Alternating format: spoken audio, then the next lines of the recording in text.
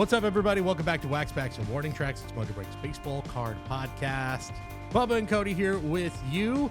We're recording this on the morning of the WBC quarterfinals. So if this is instantly out of date, that's why. We apologize. Things are going to start moving really fast in the WBC. It's going to be an exciting weekend.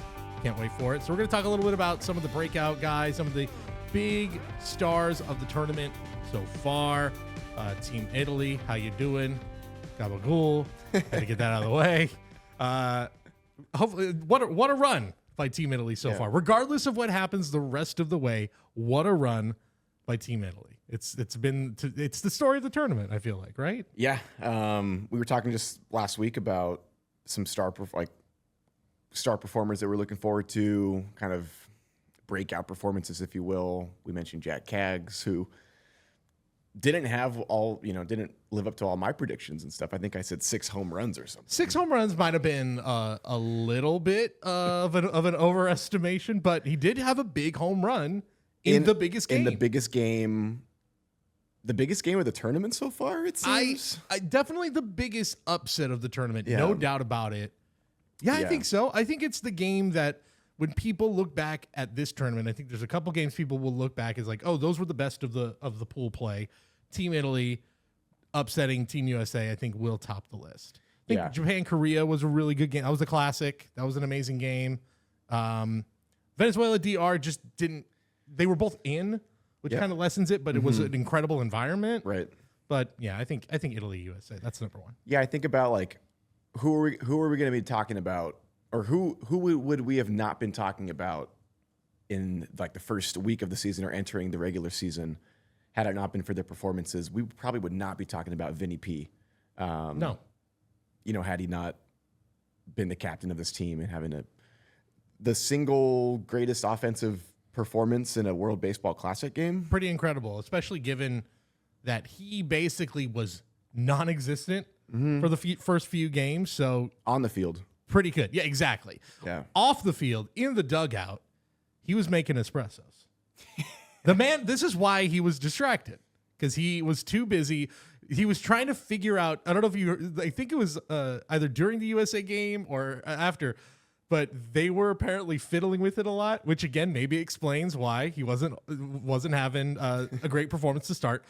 And the players were saying it was too hot. It was like when he first started giving them shots of espresso, it was like it was burning our mouth instantly. Oh, so he was, of course, trying to figure it out, how to get the temperature down, all that.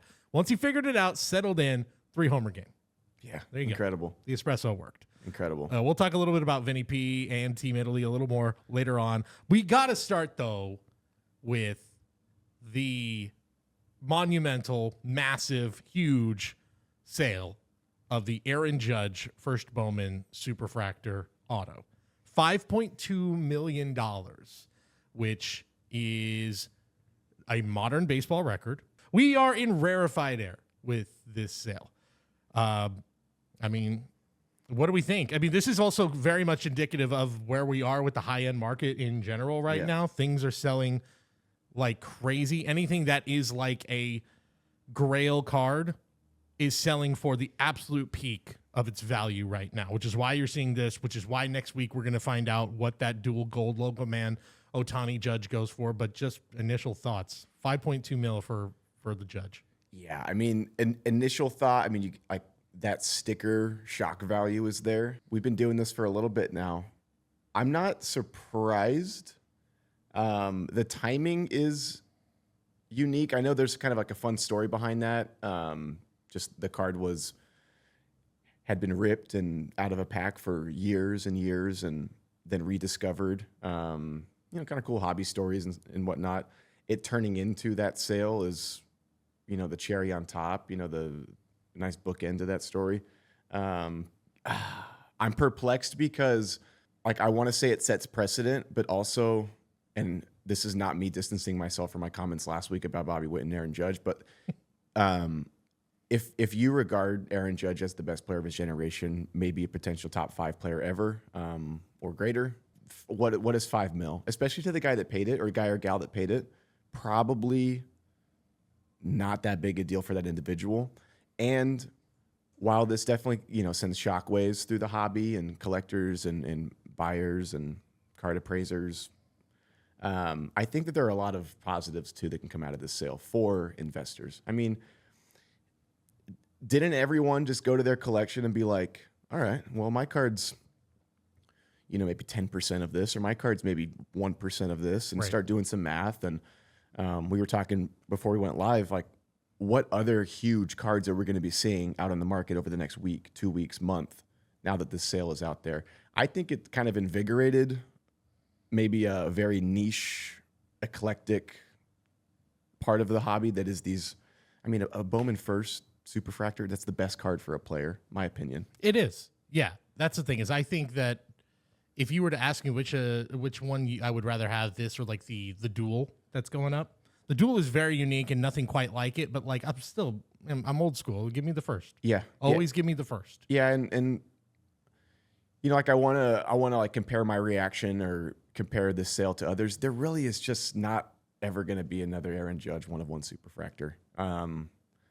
Guys that came to mind that have had amazing careers, have had amazing counting stats. Mookie Betts. I couldn't imagine a Mookie Betts maybe even sniffing $1 million.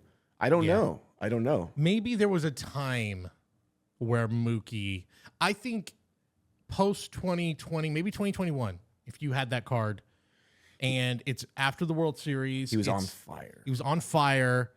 Yeah, I think, and the market was similar to what it is now. I think that would have been a time to strike for Mookie. Now, I don't know, especially after a down year last year. You could make the argument of like, oh, is he on the downside of the career now? I still think Mookie is going to bounce back, by the way. Yeah. Well, here you go. May 12th of 2019, it sold BGS 9 for $79K. I think even given all the circumstances we just said, I think that if you put this card on the market right now, I think it outsells that probably by a pretty good margin. Yeah. It's not million. Wow. But that's easily six figures. At $80K, 4-time champ, could definitely win another one. MVP. Gold gloves galore. It's Mookie Betts. He's Mookie Betts. He's a future Hall of Famer. Yeah. Just to put it in perspective, it's a lot. Yeah. Wow. I forgive me. I was trying to find the post because I saw it yesterday as this was all making the rounds. But somebody put because you mentioned it. There's nobody else quite like it. And yes, somebody kind of pointed out like, is this going to be a regrettable purchase? 5.2 million. Which, like you said, if you got 5.2 burning a hole in your pocket, I don't think so. But let's just, for the argument's sake, and again, if I can find it, I'll source it in the show notes. Bryce Harper, 2022, his Superfractor sold $432K. Freddie Freeman, 2024, his Superfractor, Bowman Superfractor, sold for $91K. Actually, a little surprised. If that sold after the walk-off. Well, shoot, it did. I was going to say. That's probably why that was the sold. peak. Yeah. Yeah. That's probably why it was listed. Yeah. It went 2021, it sold for $39K, and then it went up to $91K after his heroics in the World Series. Nice investment. The only thing that is a comp is the Trout Superfractor at just under $4 million. That to me is the only thing where you can say, yes, is this the closest thing we have to it? And then we can have the argument, Trout in 2020 versus Judge in 2026, how we view those two players and their legacies.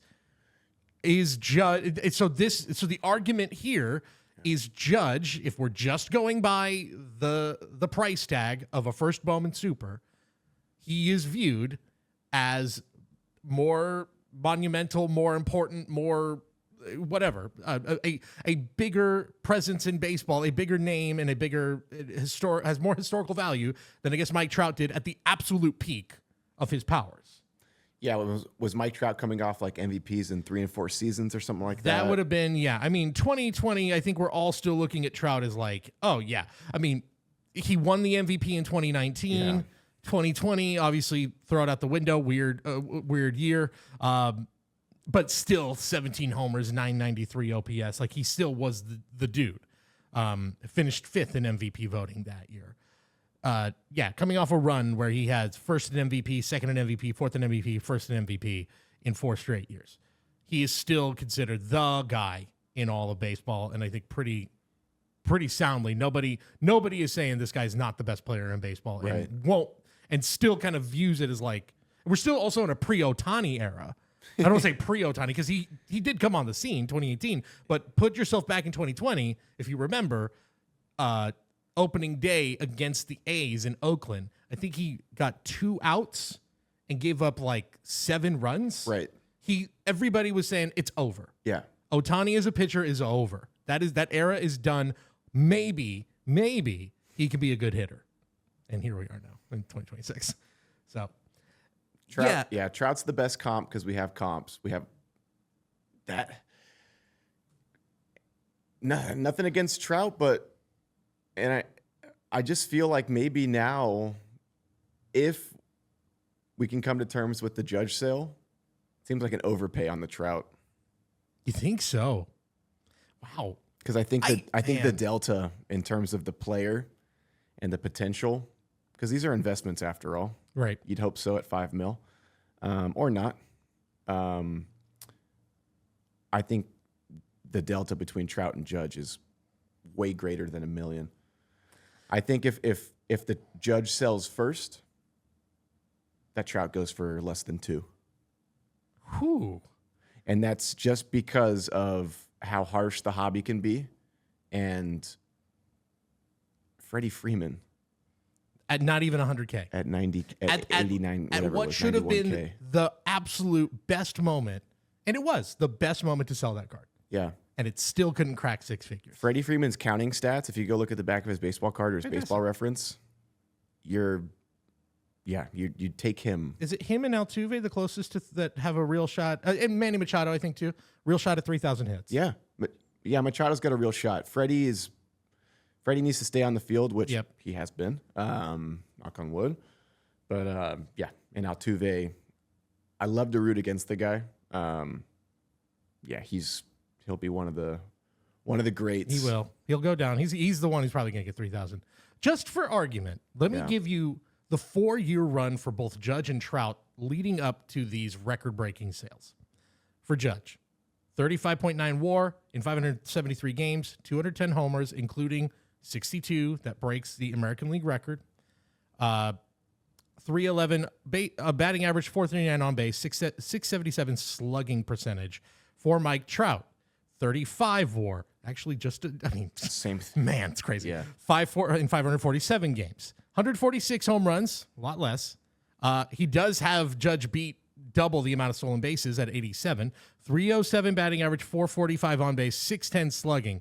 It is almost identical. It is pretty nuts how close these are. But the thing, obviously, dividing the two, one, that home run record, which if you want to complain about the price tag, that home run record for the American League really looms large. Yep. Like that was a moment where people, especially in 2022, where 2020 is this sort of bizarre year, only 60 game regular season, 21 trying to kind of get their footing again, 22, it's not quite 98 Maguire Sosa, but certainly it was like a big moment of getting people back into like, oh man, we're going to games again. If life in sports is starting to have some semblance of feeling kind of like what it used to be, and now we're watching a home run chase.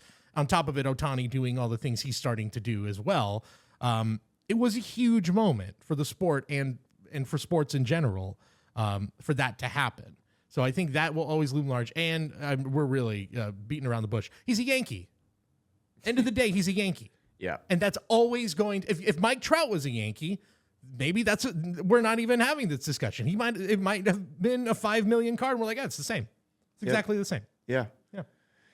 Yeah. And if Mike Trout's a Yankee, does he have more October games under his belt? Does he yada, yada, right? Have the opportunity to show, hey, the one knock on Judge is, he's not clutch when it counts most. And we also saw it in the WBC. A lot of those Judge haters came out and said, struck out in the most important at bat of the game. Yeah. Shout out all the cool dudes talking baseball around the world. I heard a couple guys, Trevor Plouffe was saying that Aaron, they were talking, who do you back against the wall, game on the line, bottom of the ninth, 2 outs. Who on that lineup to get a clutch hit? Do you pull up? In Team USA. Everyone said Bobby Witt. Interesting. Number 2, Interesting. Kyle Schwarber.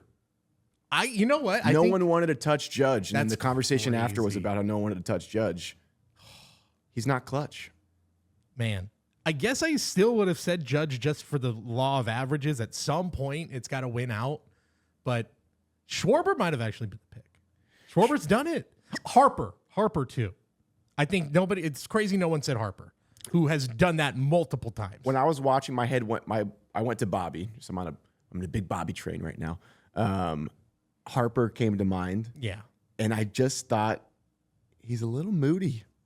He's a little in his head, it seems sometimes. Who, Harper? Or? Yeah. Oh, that's absolutely. I think a little bit. Absolutely. I want a clear conscience up in the box. That's always been a knock against him, going all the way back of like, this guy's too hot. He's got a chip on his shoulder. With the biggest chip on it, which is why he was perfect for Philly. That marriage was, look, as much as he always, every single season, by the way, and I'm going on a tangent, every year it comes up on my social media feeds of like, Bryce Harper was almost a Giant. Like, yeah, I know. I know. You've told me like 50 times. You don't have to rub this in. You got to get out of that algorithm, man. It never would have worked. It never would have worked because he's a Philly. Because he's just too, him and Philly like that. It just works. Yeah, Yankee also made sense. Yankee would have made sense, yeah. But yeah, I think Philly was a perfect marriage. Just a villainous team, you know. Yeah. The other thing too, we were talking with Harper. I remember the argument when the Harper Superfractor sold. $432K for Harper? He's not even sniffing Trout. What's going on? Harper's got more postseason success. Right. Harper's done this. Harper's done that. Harper's also, you could say Harper's had one of the best offensive years ever for a player when his MVP year with the Nationals. 2015, yeah. Yeah. And there was a lot of that talk. So it is what it is, you know? Shout out Mike Trout, part of the conversation, because when I was, going like middle school, high school, whatever, it was like you had to make your pick, Trout or Harper. You had to pick. Yep. Shout out Trout being a part of multiple generations of conversations like that. Yeah. Here we are, Trout or Judge. Not that you're picking him on the field, but we're still talking about him in a similar regard, and I think that's kind of cool. I really hope. I was bashing Trout about 5 minutes ago. Yeah. But I want him to have a nice respect. season. I really do. Yeah. The thing, this is the other crazy thing. Mike Trout and Aaron Judge are the same age. Mike Trout should buy the team. Are they really? They're the same age. Isn't that crazy? 32? They're going to be both 34 this year. Yeah, this is going to be their age. Good for Aaron Judge. This is their age. No, so Trout just turned. So it's still their age 34 season. Yeah. Trout's a little less than a year older. August 7th, Mike Trout. August 7th, Shout out Molly. 91, 92.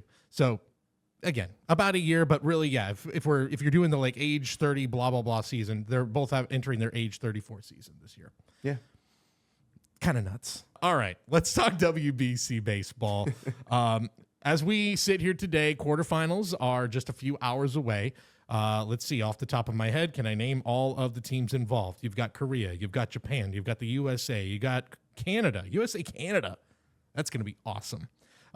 You've got Puerto Rico, you've got Dominican Republic, you have got Venezuela, and you've got, of course, Team Italy. Fun group of 8. You've always got that one surprise. I think I said this. It's something that dawned on me. This tournament, there's always one team that gets by on almost solely on vibes. If you've got solid vibes, you just got good vibes in that dugout, in that clubhouse, you're going to make it far. Who was it last time? It was 2023. Who am I thinking that? It just had like this crazy run of like, what are you guys doing here? I have to look it up. But there's always one team. Wasn't like Panama. Czech Republic. Czech Republic. Okay. I don't know if they made it. I have to double check the 2023 bracket. I don't know if they made it that far. Picture like the flag, red and blue or something. I don't know. Yeah. I don't know if they made it that far, but still. They Australia also last time out had a nice little run. But Czech Republic got some wins, and it was just got a win and was making noise. And it was just based on vibes only. They had that pitcher with the goggles that just shut down like either like United States lineup for like 4 or 5 innings or Yeah. 2017, I want to say. They were on fire. Again, Netherlands have actual like good ball players, but let's be honest. Kenley Janssens, Didi Gregorius, maybe. Right. Again, yeah. Profar. So anyway, there's cheater. Yeah, yeah, that's right. Jurickson. 2 times. It's quite impressive. That is look in the time frame is impressive. He's also now in a conversation with Manny Ramirez. You could say Jurickson, Profar, and Manny Ramirez have done this. A-Rod as well. Did A-Rod get busted twice? Am I wrong? A-Rod, I think, officially busted once. However, it was like because he lied about it so blatantly. I think he got cracked down on. Yeah. But I think he only failed a test officially, like once officially. Yeah. Oh, yeah. You're right. 211 game suspension for the biogenesis scandal. That's right. Good call. Reduced to under 62 games. So yes, he did lose an entire season. So hey, you're in the same conversation as Alex Rodriguez and Manny Ramirez. Congrats. Jurickson. You made it. You made it. Congratulations. You're on the wrong list, but you're there. Anyway, there's always a team that gets by on good vibes only. Team Italy is there. The vibes are incredible. The espresso machine is running hot. We love it. But let's talk about a few guys who have been standouts for the tournament so far. I do want to kind of talk about Team Dominican Republic, the team that I think has looked the most impressive so far. Yeah. Especially the lineup. That we knew that lineup was going to be really, really good, but they are just demolishing teams. Yeah, my like vibe around just Team DR in general, I think over the last maybe since like 2013, 2017, whatever, has been, all right, we know they're going to have a crazy stack lineup on paper. Just are they going to show up? Right. Because they haven't shown up in past tournaments, at least, to win. Right. Win it all. It's right? been a while. Yeah. 2013 was the last time they won. And they were playing against, the lineups they were playing against weren't the lineups that we know today. Right. So I instantly kind of wrote them off as, they're going to be competitive, but they're going to find a way to choke. They've never been able to put it together in this setting with this focus on the WBC. With now the U.S. kind of not showing up for, potentially 6 to 7 innings of any particular game, and Ohtani not pitching for Japan, and just some other little variables, it's putting the DR into a great standing to probably win the whole thing. They're playing sound baseball. They look like a team out there. Right. Where I can't say that about the U.S. or some other squads. Japan always seems like a sound group. Yes, they are a really strong group always. Yeah, just the bond they have. USA, that has been the biggest knock against them, and it's always the knock against them. Lack of cohesion. Are they taking this seriously? God, I think they take it seriously. Maybe too many Chiefs. I don't know. Maybe. I don't know. But can't you have that argument for Dominican Republic as well? Yes, you can have that Those argument. Are all the best hitters on their lineup. And yeah, you can have that argument against the DR. Yeah, and things are just clicking this year in a different way. Yeah. They still have a couple games to win. All the teams still have a couple games to win to, cement their legacy or whatever. But if I just didn't love my country so much, I'd be all in on DR right now to win it all. I kind of feel that way of like the way things are going for them. They have Korea tonight, Hyunjin Ryu on the mound. Which is sick. Yeah. Don't count Korea out. No. They've got a lot of good ball players on that team. They went 2-2 in pool play, which they just barely escaped. But that team, again, it's funny because I think the same way you're talking about DR is always how I view Korea, of like, there's always talent here. There's always guys who are big leaguers or soon to be big leaguers. They always should be in the next round. And yet this is their first quarterfinal appearance, I think, since 2013. It's nuts. They've missed it 2 tournaments in a row, and there's no reason they should have. Right. There's a lot of good talent here. I just think DR is too dominant right now.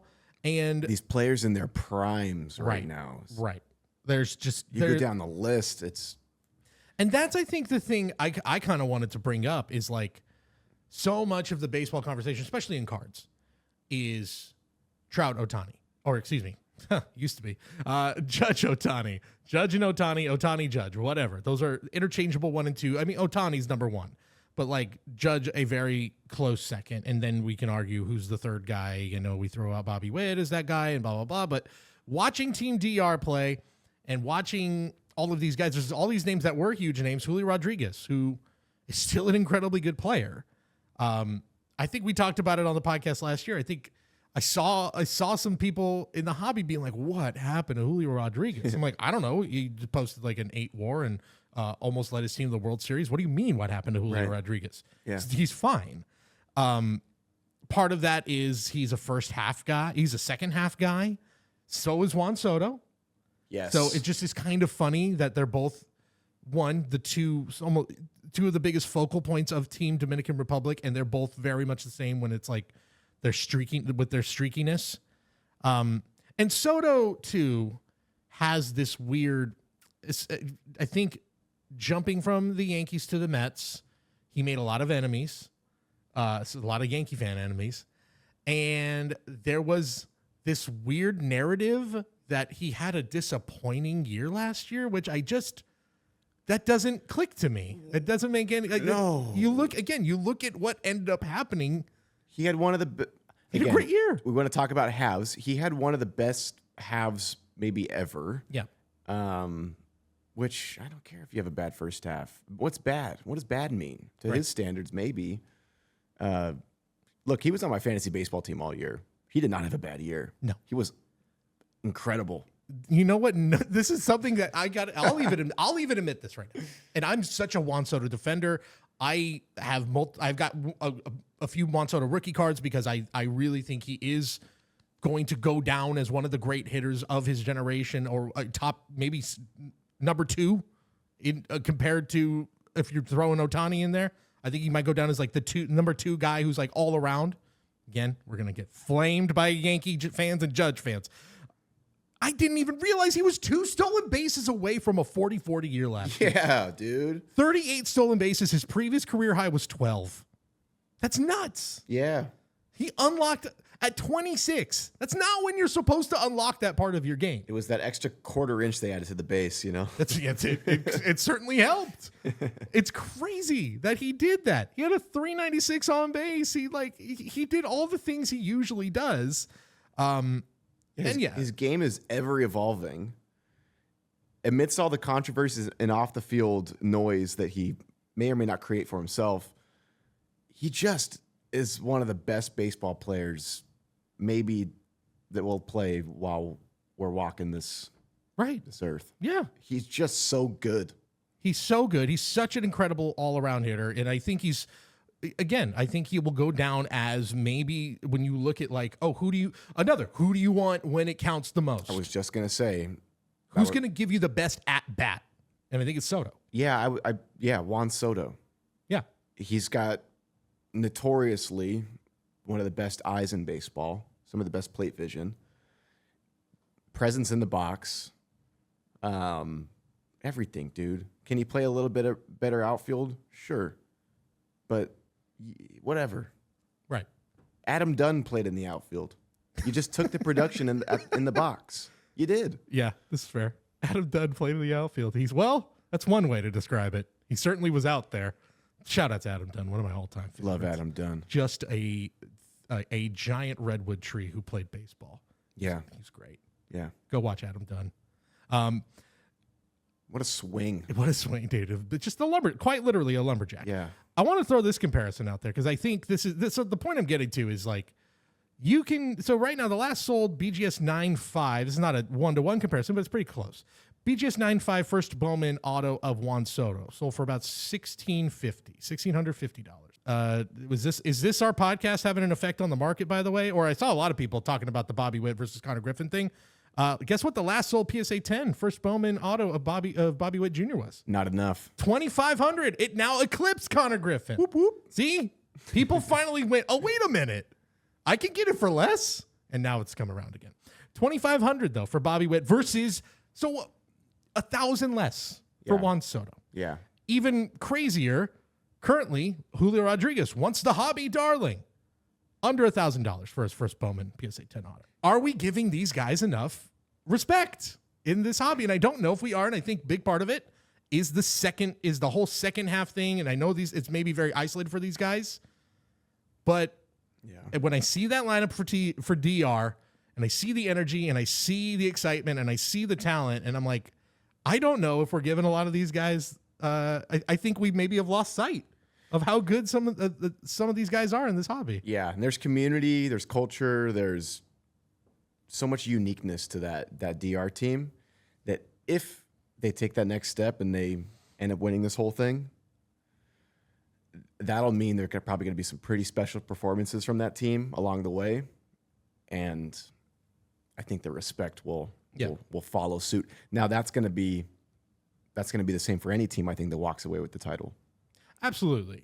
Yeah. I think maybe the only team, and there will be a bump for a lot of these big performers, but like the only team that maybe doesn't get the whole like, wow, great job, Team USA. They'll just be like, well, that's what you were supposed to do. Yeah, or Japan. Japan too. Can Ohtani go up any more because of a WBC win, not on the mound?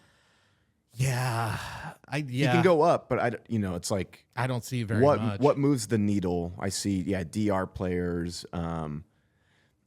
Team Venezuela, yeah, probably. Shout out Bryce Terang. If you got some Bryce Terang stuff out there. Dude, he was my guy as a pick for Team USA. You probably just filled up your gas tank with some Bryce Terang cards, Good for you. Yeah, good absolutely. For you. We mentioned him, and I mentioned him on another video, Owen Casey.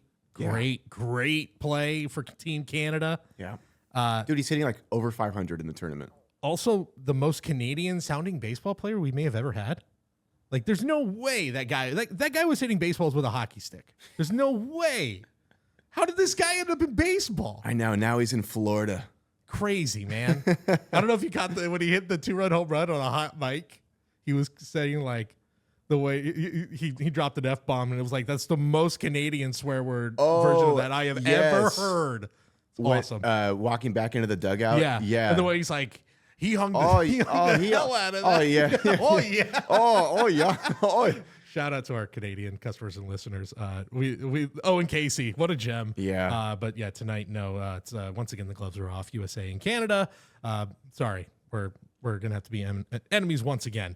Luis Arraez, I want to talk about real quick. Not just because he's a member of the San Francisco Giants now, but I think he is He had the most interesting out of character performance in the pool play. Yep. Luis Arraez is one of the I feel like he's like a lightning rod of a player, right? Especially, I remember a moment in the card community, and it still pops up, where people will go, why don't his cards sell for more? Why is Luis Arraez? It's kind of calmed down the last couple of years. Like, what more do you have to do? Right. I think that was the argument of like, he's the best at what he does. There's no one even close to what he does, which is still a fact. There's nobody who is a better pure contact hitter right now in the game of baseball than Luis Arraez. That said, again, this is where all the detractors will go, okay, but he's slow. He can't run the bases very well. He can't hit for power.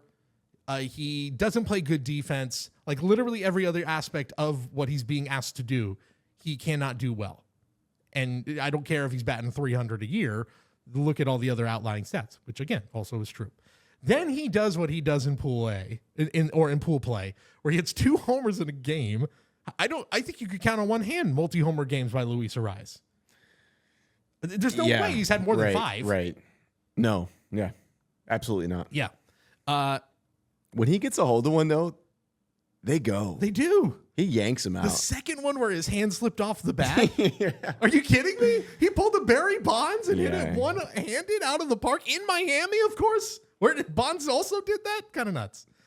8 of his 11 hits went for extra bases, which is, like, again, completely out of the norm. I think I saw some stat that were like, in his career, he's had 26% of his hits have gone for extra bases. Profar. Yeah, Profar. No, I'm joking. No. What? I'm joking today. I'm joking today. Today. Yeah. Yeah, boy. It's a lazy joke. I sure hope it's not a Profar situation. You make a tweak. You know, you stop eating seed oils or something. I don't know. You start hitting homers. Yep, that's it. You stop eating the seed oils and you're like, oh, there it was. I discovered it. I don't know what's going on. It's also a 4-game sample. So like he could, like, that's it. It's a 4-game sample. I will also say he feels like the kind of guy who really, really wants to prove himself and he hears all this. He hears all the people. He hears people like us saying, go do something other than slap a ball into right field. Right.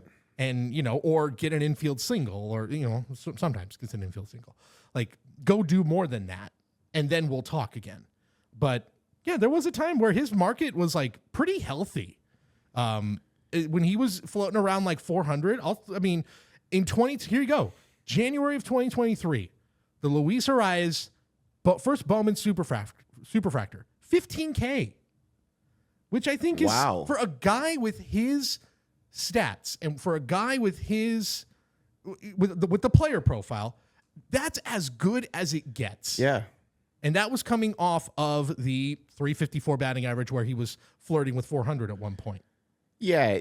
He had won 3 consecutive batting titles with 3 different teams. Yeah. I mean, he was undisputably the best like you said, pure contact hitter, not only in baseball, but maybe like of like a decade or, like Ichiro. Yeah. Albert Pujols, Miguel Cabrera. He was just without the pop. Yeah. Not that Ichiro had a ton of pop, but he had more pop. It's crazy to say like the only other comp to him like is Tony Gwynn. But of course, Tony Gwynn did a lot more extra base hits and, played better defense. Right. But if you can get close to anyone, you have to go to that next threshold because, I hear what you're saying. Yeah. But 2023, his market was very healthy. I think, his first Bowman autos, like PSA 10 first Bowman autos were regularly going for the like 800 to 1,000 range. So it got to a point where people believed and went, okay, like if he's just going to keep doing this every year, I guess this is where his market is. Yeah, it was just undeniable for after 3 seasons. It was just, I remember in like fantasy baseball drafts, he was going in, top 20 picks. Getting chosen before guys like Harper, getting chosen before guys like Trout. I'm not too privy to his defensive metrics. I'm not surprised that they're not incredible. That's why I know that they moved him to first base last year. They tried it at least. A lot of the talk, especially with Giants fans after Arraez got signed, went because they were looking at Nico Horner, who might be the best defensive second baseman in baseball. Also a local kid. It felt like, oh, this is awesome.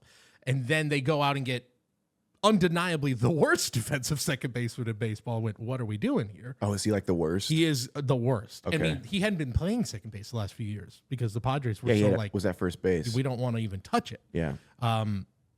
A lot being said about, he's working with Ron Washington a lot more, who's sort of this infield guru. We know, all that. And I love Wash. That's sick. It's been awesome to hear him in interviews and stuff. And if I trust anybody like to make a tangible difference in a player like that, I would trust him.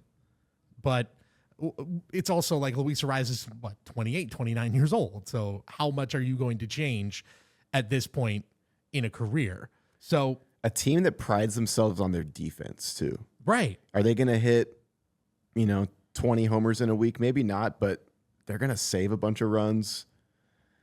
That could end up, he could be like the odd man out. Not the odd man out, but the defensive issues could be overly glaring next to a Chapman, next to very much Willie Adames. A Willie Adames. Yeah. Some really good gloves out in the outfield. Yep. It's going to be, especially for a team, too, that went with guys who are not strikeout guys. They're ground ball guys. Logan Webb is the top of your rotation. I know he's a strikeout guy, but he is the best ground ball pitcher in all of baseball, him and Framber Valdez. So, it was a bit of a head-scratcher. Now, again, 4-game sample size, but also very high-intensity playoff atmosphere sample size. I think there's a lot of fans feeling good about this. And I'll just throw this out there right now. If you were thinking about, well, look at where the market was in 2023 when he was flirting with a 400 batting average. Right now, a first Bowman PS or BGS 9.5 auto of Luis Arraez, $100. And that was on March 9th. So it might be up a little bit given what he's been doing. Say that one more time. $100. For what card? For just the base chrome first Bowman auto of Luis Arraez. Auto. BGS 9.5. We're now at $100. I said all those crazy numbers of some of his low numbered stuff, first Bowmans. We're at $100 now. I'm going to buy one today. Yeah. If he's like, you know what? Why not? I'm taking this into the season. The Giants lineup is a good lineup. You've got Devers, you've got Adames, you've got Chapman. Like, there are names in that lineup. And he's going to be right in the middle of it. Yeah, in an awesome division. He's going to be playing meaningful baseball all year. The Giants are good. Yeah. I like the Giants over the Padres this year. Maybe a lot don't, but I do. I don't think that's a very hot take at this point, given what the Padres didn't really do this offseason. Yeah. They re-signed Preller. They did. They spent money on AJ Preller. AJ Money spent money on AJ Money. AJ spent money on AJ. Yeah. Yeah. To bring him back. Nice. To make another Matt Kemp deal. I was there that winter meetings when that was the Padres winter meetings. Wow. The Matt Kemp deal. I want to say, was that also Justin Upton at that offseason? Could have. Where they built this crazy outfield? I don't know that was the same year. It might not have been the same year. They all get mixed up with the Padres. There was James Shields in the middle of that. At some point. It might have been the same offseason. I don't remember. See you, White Sox. There was a lot of craziness going on with the Padres in that era. And throwing a lot of stuff against the wall and never really stuck. And then finally it did. I'm not mad at like taking a shot on Luis Arraez. Again, I do think though he has to fully maximize his talents. It is not the kind of guy where you're like, I'm buying him because I think he's going to turn the corner this year and be and it'll be the road to 3,000 hits. I'm not so sure that's happening. Yeah. But like, if we are sitting here in June or July and we look up at that leaderboard and we see Luis Arraez at like 375 batting average, that wouldn't be the most shocking thing to me. Well, okay. It'll go down. He's not going to bat. I don't think he's going to bat that much. But like mid-season, if he's doing the flirting with 400 again. I think that he's a good investment even if he's flirting with like 320. Yeah. He was under 300 last year. That's the thing, though, is that's kind of what he's been doing. He was 292 last year, which is the lowest since 2021. And even in 2021, he was getting on base at a higher clip and was hitting for just a tiny bit more pop. Last year it was like 292, and he wasn't getting on base nearly as much. It was his first year with sub 100 OPS plus too, and the defensive metrics kind of fell off the map. But yeah, I think he's motivated, and I think he's ready to turn it around. And I think, again, there's a lot of collectors out there who go, why aren't people buying in on this guy? I think maybe we see it turn around this year, depending on, again, he needs to fully maximize his skill set for him to be at the level he was in 2023. Yeah. Bold prediction for 2026. Luis Arraez hits for the cycle. I'd love to see it. Yeah. I don't remember the last time a Giant did it. Yep. And I'm going to have bought his 9.5 BGS auto for $100, and I'm going to sell it to one of y'all for $200 after he hits for the cycle. There you go. You're welcome. $200. We turned $100 into $200 here. Stonks. Gonna be a fun weekend. Can't wait to see it. Quarterfinals, and then next time we're talking, we'll have a WBC champion. Yeah, it's crazy. It's crazy how quickly it goes once we enter this round. I kind of missed the round. I don't think there's a third place game anymore. Don't believe there is. I don't know. Yeah, there used to be. I think they eliminated it in 2023. Probably a good call. Yeah.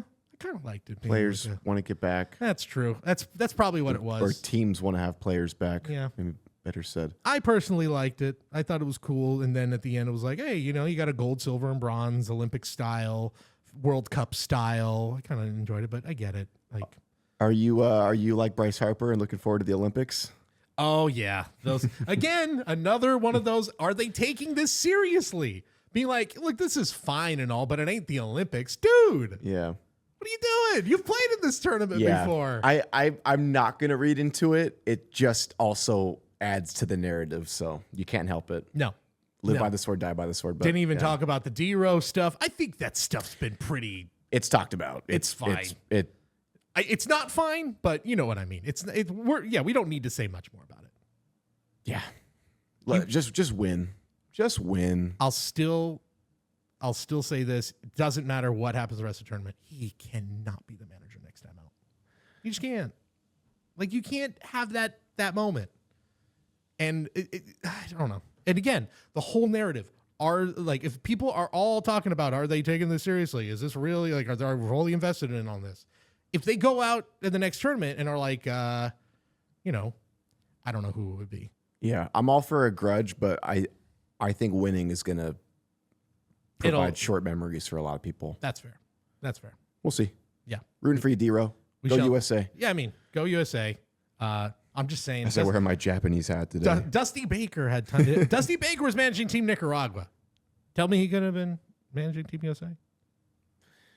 Damn, that's cool, man. Dusty's awesome, dude. We talk about Ron Washington and Dusty Baker. Why is Dusty Baker not on Team USA? Yeah, Boach. Come on, Boach. Come on.